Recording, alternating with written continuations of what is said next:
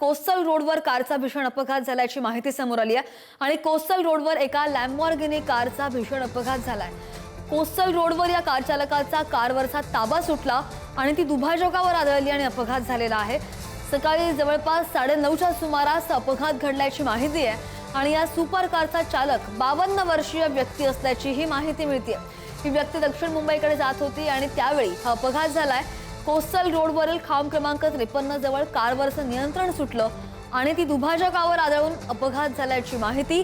सुदैवानं चालकाला मोठी दुखापत झालेली नाहीये। या संदर्भात अधिक जाणून घेऊन आमचे प्रतिनिधी शिल्पा आपल्या सोबत आहेत। शिल्पा, या कारचा जो वेग आहे तो आपण दृश्यांच्या माध्यमातून पाहतोय, नियंत्रण सुटण्याची शक्यता आहे। काय नेमकं कारण समोर आलंय या अपघाताचं?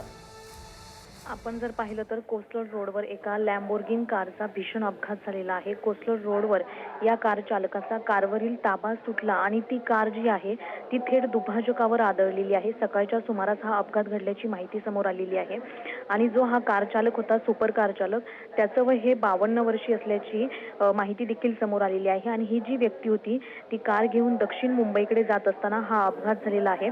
कोस्टल रोडवरील खांब क्रमांक 53 जवळ कारवरील त्याचं नियंत्रण सुटलं आणि ही कार थेट दुभाजकावर आदळली।